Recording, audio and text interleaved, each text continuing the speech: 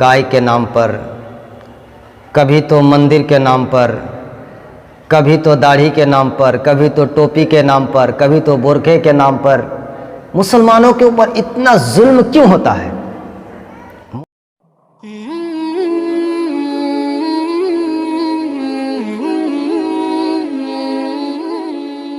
اسی چیز کو اللہ رب العالمین نے آگے ایک جگہ اور ارشاد فرمایا، سورہ رعد 13 نمبر سورہ 11 نمبر آیت کے اندر ارشاد فرمایا، اعوذ باللہ من الشیطان الرجیم، لہ معقبات من بین یدیہ ومن خلفہ یحفظونہ من امر اللہ ان اللہ لا یغیر ما بانفسہم حتی یغیروا ما بانفسہم۔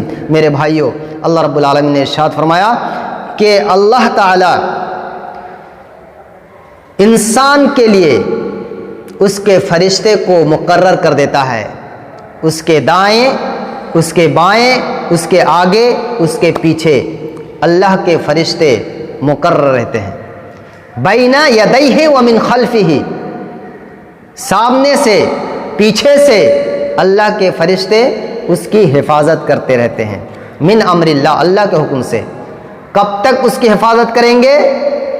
جب تک وہ اللہ رب العالمین کے اصول اور قانون کے مطابق چلے گا۔ اللہ نے آگے فرمایا، ان اللہ لا یغیر ما بقوم حتی یغیروا ما بانفسہم۔ اللہ رب العالمین کسی قوم کی تقدیر کو اور حالات کو اس وقت نہیں بدلتا جب تک وہ خود اپنے آپ کو بدلنے کی کوشش نہ کرے۔ اللہ خود سے نہیں بدلے گا، لیکن کوئی بدلنا چاہے گا تو اللہ تعالیٰ اس کو بدل دے گا۔ صحابہ کی زندگی کو دیکھو، اس نے حق کو پانے کے لیے اپنے آپ کو بدلنا چاہا، وہ اللہ کے راستے میں نکلے، اللہ نے اس کو ایک کے پر ایک، ایک کے بعد ایک دیگرے، اللہ نے اس کو فتح نصیب کیا۔ اور جس طریقے سے وہ اپنے آپ کو چینج کرتے گئے، اللہ رب العالمین نے ایک ایسی قوم، جس قوم کی حیثیت آپ کو میں بتاؤں، جو قوم غلامی کی زندگی گزارتی تھی، جس کو ہاٹ اور بازار میں کھسی اور بکری کی طرح سے بیچا جاتا تھا، خرید و فروخت ہوتا تھا، لیکن جب اس نے اپنے آپ کو بدلنے کا وعدہ کیا اور اللہ کے کلام کو تھام لیا، تو وہی قوم جو بکری کی مینگنی کے برابر جس کی قیمت نہیں تھی، دنیا کے سب سے قیمتی متاع ہو کر کے دنیا میں ابھر گئی۔ میرے بھائیوں، وہ صحابہ کی ذات تھی، جس قوم کی کوئی عزت نہیں تھی، جو چاہتا اس کو غلام بنا لیتا، جو چاہتا اس کو اپنا نوکر اور چاکر بنا لیتا، اور وہ غلامی کی زندگی کاٹتے تھے۔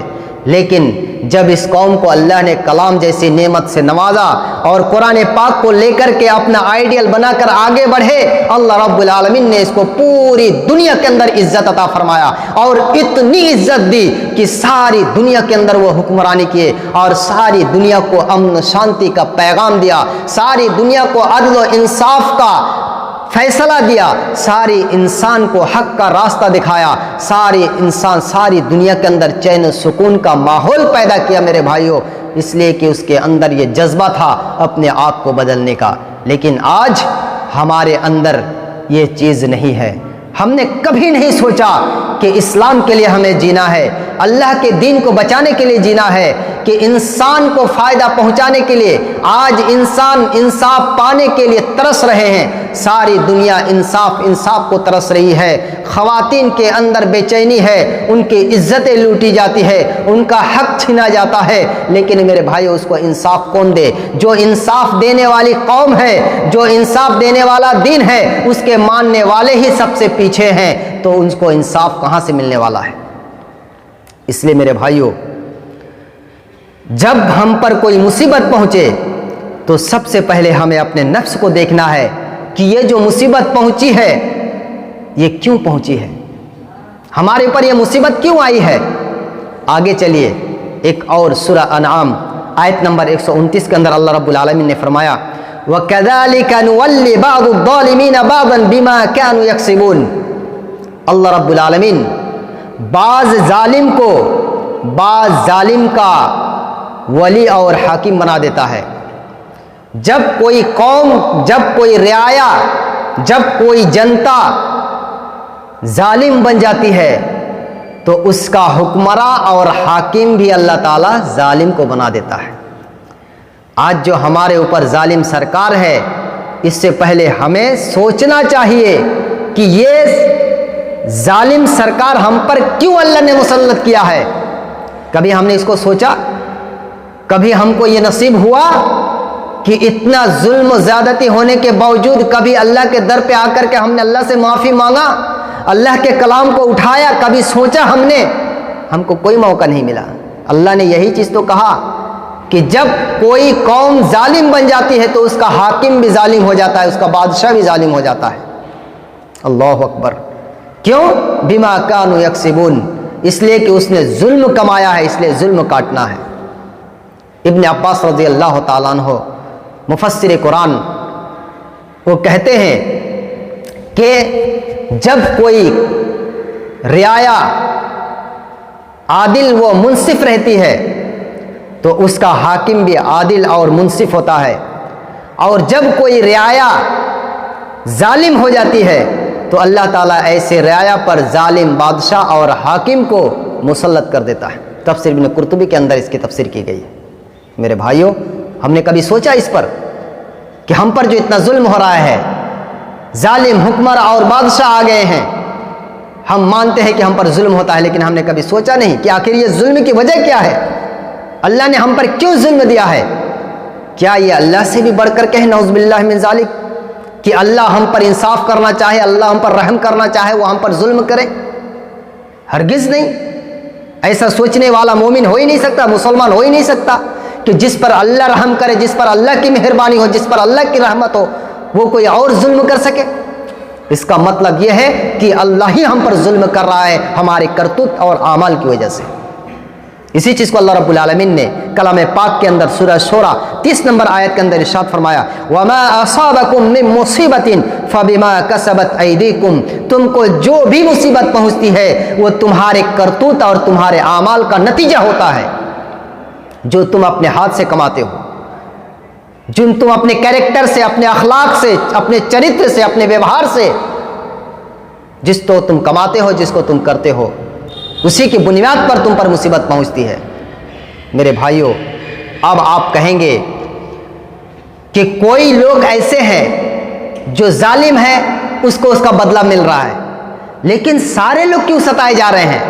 میرے بھائیوں، تو اس کو اور آگے جا کر کے دیکھنا پڑے گا میرے نبی کا وہ فرمان، جس کے اندر میرے نبی صلی اللہ علیہ وسلم نے فرمایا کہ جب کسی قوم پر کوئی مصیبت پہنچے اور اس قوم کے بھلے لوگ برے لوگوں کو ہدایت نہ دے، نصیحت نہ کرے، صحیح راستے پر لانے کی کوشش نہ کرے، تو پھر اللہ کا جب عذاب آتا ہے تو اس میں اچھے اور برے، نمازی اور بے نمازی، حاجی اور بے حاجی، زکاتی اور بے زکاتی، چور اور لفنگے، سب کو اللہ رب العالمین ایک ساتھ برابر کا سزا دیتا ہے۔ پھر اس کے بعد قیامت کے دن اللہ تعالیٰ جو حساب کرے گا، اعمال کے حساب سے حساب ہوگا۔ اس لیے میرے بھائیوں، ہمیں اپنی زندگیوں کو پہلے دیکھنا ہے کہ کہیں ایسا تو نہیں ہے کہ اللہ رب العالمین ہم کو وارننگ دے رہا ہے کہ میرے بندے، اب بھی تمہارے پاس ٹائم ہے کہ تم صحیح راستے پر آ جاؤ، صحیح مسلمان بن جاؤ، صحیح مومن بن جاؤ، میرے کلام کو کھولو، اس پر غور و فکر کرو، آگے بڑھنے کی کوشش کرو، انسانیت کو صحیح راستہ دکھاؤ، جو تمہاری ذمہ داری ہے اس ذمہ داری کو نبھاؤ۔ کہیں ایسا تو نہیں کہ اس لیے اللہ رب العالمین ہمیں یہ مصیبت کے طور پر وارننگ دے رہا ہے؟ میرے بھائیوں، بات ایسے ہی ہے کہ اللہ تعالیٰ ہم کو آج یہ چھوٹی چھوٹی مصیبتوں کو دے کر کے یہ بتانا چاہتا ہے کہ میرے بندے سنبھل جاؤ، سنبھل جاؤ، تمہارے گناہ بہت ہو گئی، تم بہت آگے بڑھ گئے، اس لیے تم پیچھے آؤ اور دیکھو اپنے اسلاف کی تاریخ کو اٹھا کر کے دیکھو۔ لقد کان لکم فی رسول اللہ اسوۃ حسنہ، تمہارے نبی کی زندگی تمہارے لیے بہترین آئیڈیل اور نمونہ ہے۔